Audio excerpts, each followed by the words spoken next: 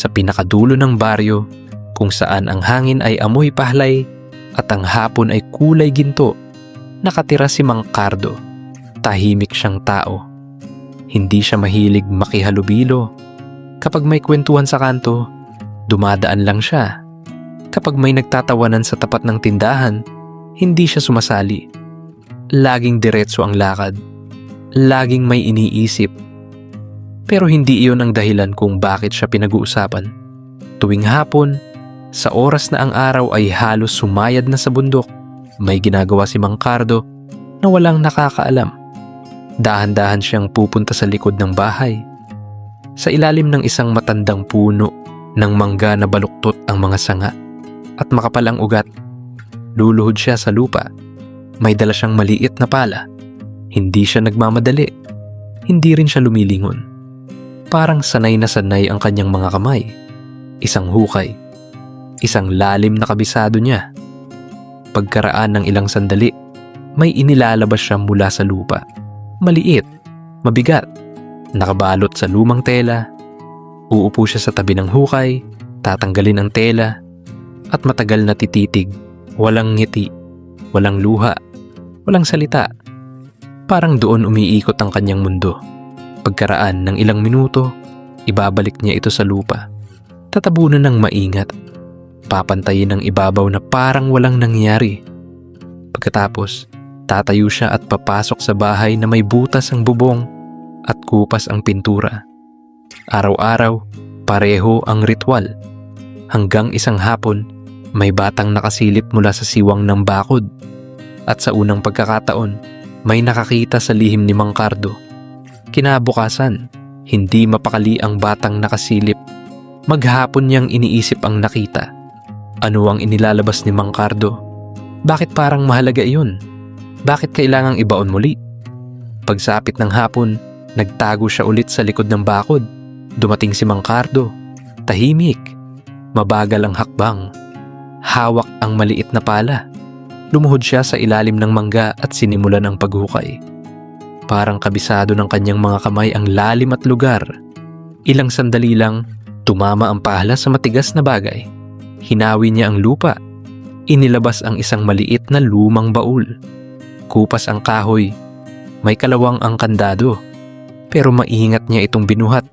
Parang sanggol na ayaw magising. Umupo siya sa tabi ng hukay. Dahan-dahan niyang binuksan ang takip.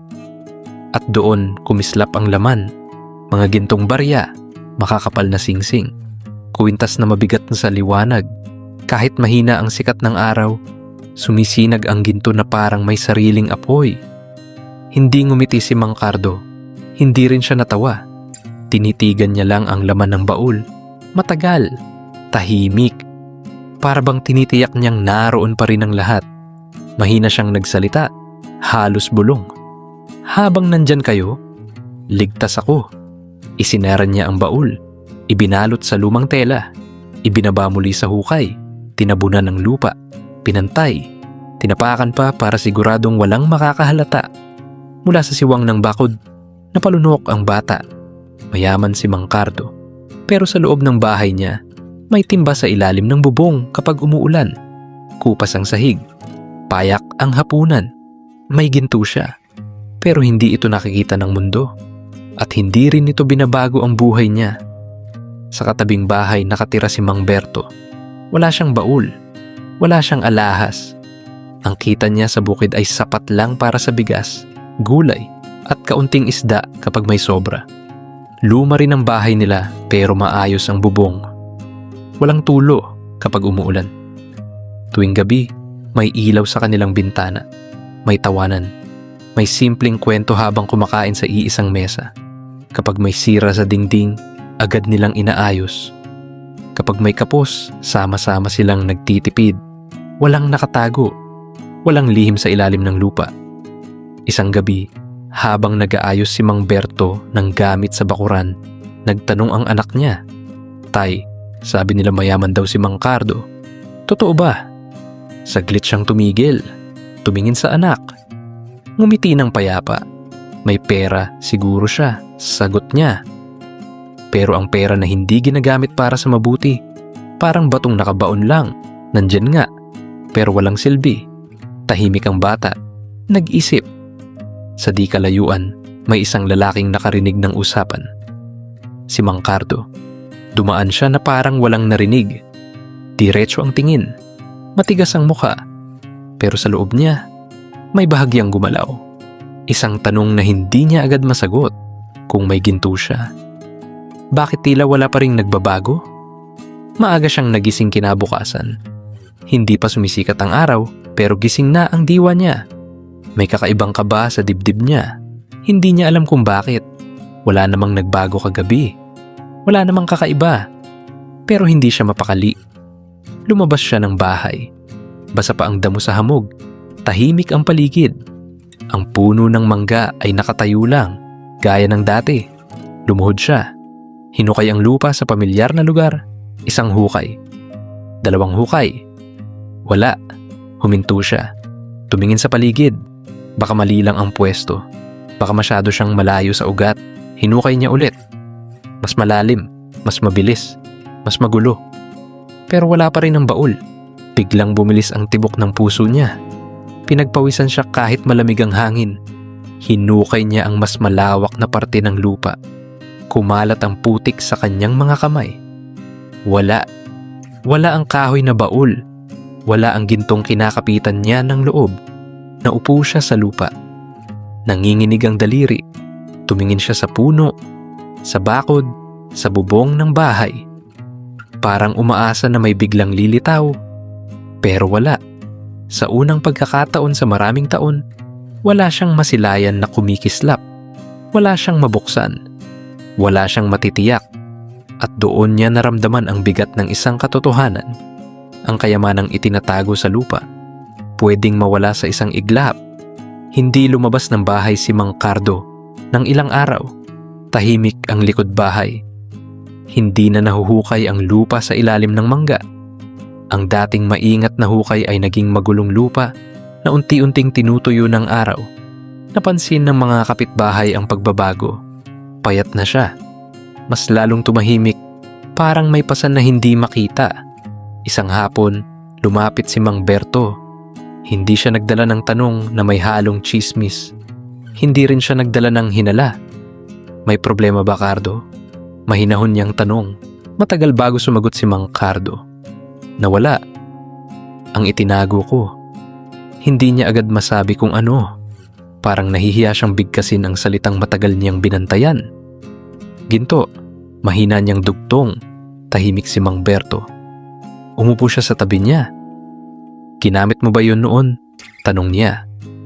Umiling si Mang Cardo. Inayos mo ba ang bahay mo? Tinulungan mo ba ang kapatid mo nang may kailangan? Walang lumabas na sagot. Sa isip ni Mang Cardo, isa-isang bumalik ang mga taon. Ang mga panahong pinili niyang magtipid kahit may sapat. Ang mga panahong tumanggi siyang tumulong kahit kaya naman. Ang mga gabing tinitigan lang niya ang baul habang patuloy ang pagtagas ng bubong kapag umuulan. Naroon ang ginto. Pero wala itong binago. Hindi nito pinagaan ang buhay niya. Hindi nito pinasaya ang puso niya o ng ibang tao. Hindi nito pinatibay ang bahay niya. Doon niya naunawaan ang masakit na katotohanan. Kung hindi mo rin ginagamit ang yaman, para ka lang nagbabantay ng bato sa ilalim ng lupa. Hindi na bumalik ang ginto. Sa mga unang araw, mabigat pa rin ang dibdib ni Mang Cardo. Sanay siyang may hinuhukay tuwing hapon. Sanay siyang may tinitingnan na kumikislap. Ngayon, lupa na lang ang naroon. Tahimik, walang sagot. Pero isang umaga, may napansin siyang kakaiba. Basa ang sahig dahil sa tulo ng bubong. Matagal na niya itong pinapabayaan. Noon, iniisip niya, may ginto naman ako. Hindi ako kawawa. Ngayon, wala na ang ginto. At wala ring dahilan para ipagpaliban ang dapat ayusin. Kumuha siya ng martilyo. Bumili ng yero mula sa natira niyang ipon. Hindi marangya ang pagkakaayos, pero tumigil ang tulo kapag umuulan. Sunod niyang inayos ang bakuran. Tinanggal ang mga damong matagal nang pinabayaan. Nagtanim siya ng gulay sa ilalim ng mangga, sa mismong lugar kung saan dating nakabaon ang baul. Sa halip na hukay, may mga punla na. Sa halip na baul, May mga dahong unti-unting tumutubo. Unti-unti rin siyang lumalabas ng bahay, nakikipag-usap, nakikinig. Isang araw, siya mismo ang nag-alok ng tulong sa kapitbahay na may sira ang bakod. Walang pumalakpak. Walang malaking eksena, pero may nagbago. Isang hapon, may batang nagtanong, "Mayaman ba si Mang Cardo?" Ngumiti si Mang Berto. "Mas mayaman siya ngayon," sagot niya, "kasi ginagamit na niya ang meron siya." Sa ilalim ng mangga, wala nang nakatagong ginto, pero may bagong ani na tutubo. At sa puso ni Mang Cardo, may yaman na hindi na kayang nakawin. Akala ni Mang Cardo, ligtas siya basta may nakatagong ginto. Pero nang mawala ito, doon niya nakita ang totoo. Ang yaman na hindi ginagamit ay walang silbi. Hindi seguridad ang kayamanang nakabaon. Hindi kapayapaan ang perang binabantayan lang. Ang tunay na yaman ay nasa kung paano mo ito ginagamit, sa bubong na naayos, sa tulong na naibigay, sa pusong natutong magbukas, at sa pagpapalago din nito.